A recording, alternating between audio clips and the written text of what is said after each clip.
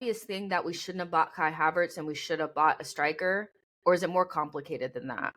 I think it's way more complicated than that to a degree. I do wonder, again, hindsight's a wonderful thing. When you look back in the summer, how close to this FFP stuff was we really? How much of a budget did we have? And that's where, if that is the case, and we was playing a close game to where we got Raya on loan, yeah, you shouldn't have got Kai Havertz. I think Kai Havertz is all right. He's finding his feet and things, but in time he might be a difference maker. But right now he's not a player that gets us closer to Liverpool or City.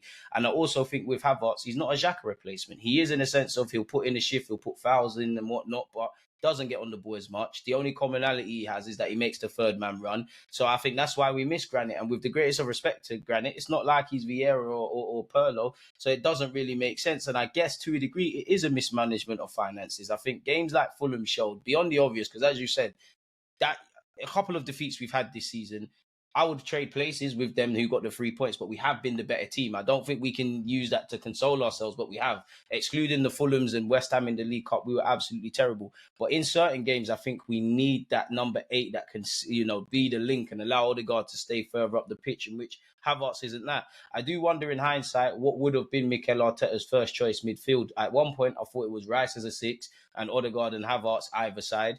Then I started to believe, you know what, it might actually be Partey, Rice and Odegaard. But yeah, I think we needed an 8 there. We needed to find finances for a striker. I'm not saying we didn't need David Raya, because if Mikel Arteta feels he's the difference maker and he's an upgrade and all of that jazz, fair enough. But we clearly needed a winger, which is why I think Nelson got given a new deal. I think maybe the finances weren't quite there, so it was a chance to keep a body. Obviously, Balogun kind of gave us some finances, so I think we were treading quite close. I do like the signings we made in the summer. The jury's still out on Havertz, but he's found his feet.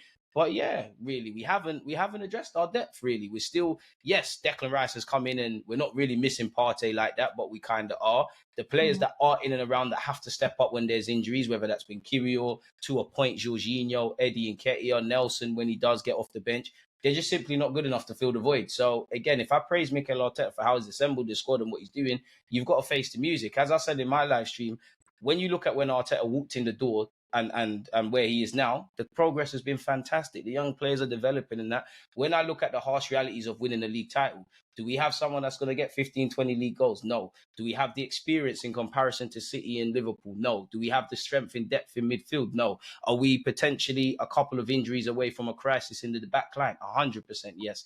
So there's more questions than answers. And I am being a bit harsh because the league is harsh. The league was harsh to us last season. It was a fairy tale and then it ended terribly. So yeah, man, in hindsight, we didn't do what we needed to do fully in the summer, and it could be a chance missed. I want to go back and argue a little bit about the squad depth thing. I put a pin in that. I'm like, boop. Okay, I want to talk about that later. But sticking on the left center mid thing, I just, when you look at the people that we were linked with Gundogan, which was a pipe dream. Y'all, we were never getting Gundogan. Yeah, but yeah. when you think about that, and our number one choice was actually Mason Mount. That was widely reported that was our number one choice. What could the process have actually been to go from Gundogan and Mason Mount, or for me, are creative players that actually play in midfield, to go to Havertz? I just don't understand why we just, it's like we just threw the whole plan away and said we're going to get something completely different, and it's like Havertz to me is somebody that is so different from those two that I question that, but I also question somebody that I don't think is always going to be the best option for us in midfield all the time. Declan Rice is always going to be the best option in midfield for us. There's never going to be a time where we think, well, maybe Declan Rice shouldn't be playing. Same thing with Odegaard. It's always going to be those two. When you think about the allocation of resources to somebody like Havertz, where if you literally don't have Zinchenko behind him, he's ineffective. Because that's what happened against Fulham, in my opinion. No Zinchenko meant that Havertz had to try to play more of a build-up role, and it was an awkward fit.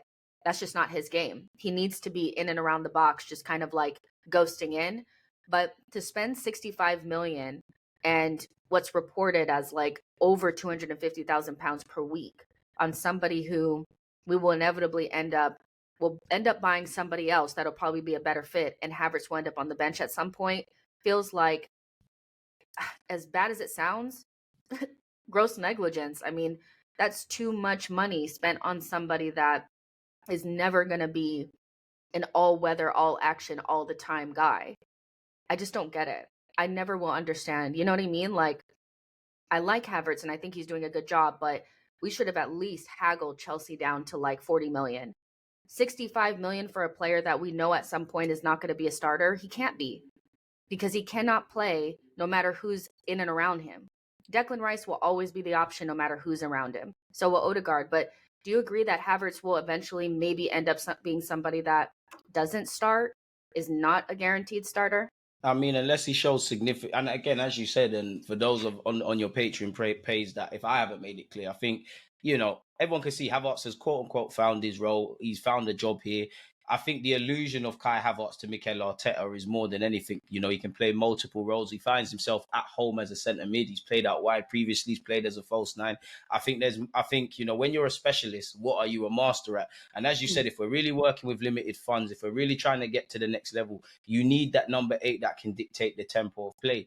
It does make me believe, and I've been feeling this for the last few days now, Havertz might have been someone that gets a run in the team and is a regular of sorts, but is also kind of what he had to do in the earlier part of the season, be a super sub. And then if that is the case, that would scream to me, quote unquote, that is a luxury signing, to which, again, has to be mismanagement. Obviously, we see people signed in the summer.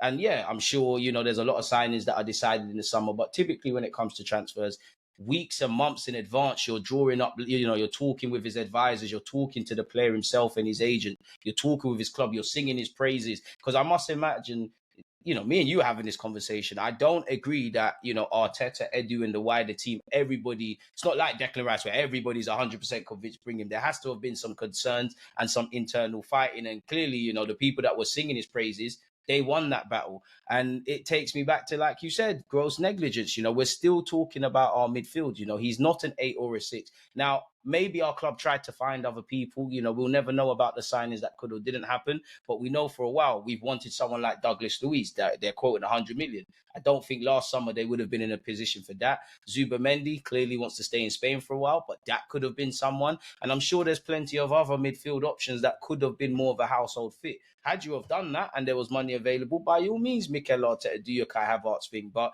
I just think we've got a bunch of players in our team that are not bad players and they can play a bunch of roles, but what are they specialists? I know everyone forgets about Smith Rowe, and yourself, I love him all, but you can play as an 8 or a 6 or left winger. What are you? The same with Havertz, the same with Fabio Vieira. Odegaard was in that bracket once upon a time. We all know he's a 10/8.5 with the capacity to play better. And I think where you look at Havertz's strength, he does have that ability to get late minute goals. He does help out defensively. He is, he does give us height and whatnot. But at the same time, he's more of a moments guy. I need someone that's more active over 90 minutes. And for me, I think there's been a correlation for the last season in that our key players are dropping far too deep. That has to happen in football. But Odegaard, Martinelli, Saka, they're all dropping deep. And kind of going back to what you spoke about, our lack of goals, our players are dropping too deep. Declan Rice, Saliba, and Gabriel are all fantastic on the ball, but they're not paid to break the lines. Literally, we're making it harder for ourselves to score goals internally. And obviously with Mikel Arteta's tactics that I feel at the moment might be quote unquote too scripted, it's a negative cocktail, isn't it, really and truly, of a bunch of different ingredients. So yeah, hindsight's a wonderful thing, but I will say not a single Arsenal fan was screaming and shouting about Havertz. But I don't even think he's been the worst player. I think he's been all right. Like, I don't want to make this all about him. It's just off the basis of, as you said, we spent 65 million quid.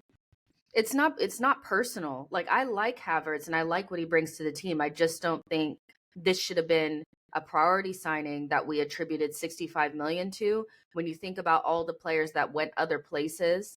Exactly. That could have probably done a better job. Different role, but even someone like Kudus, we wouldn't be having this thing about Saka. I know we're going to get onto it, but you look at all of our attacking players, none of them are thriving. Nelson's played 87 minutes. I'm not saying Arteta don't trust him, but you don't rate him enough to start him then when no one's pulling up any trees in the final third.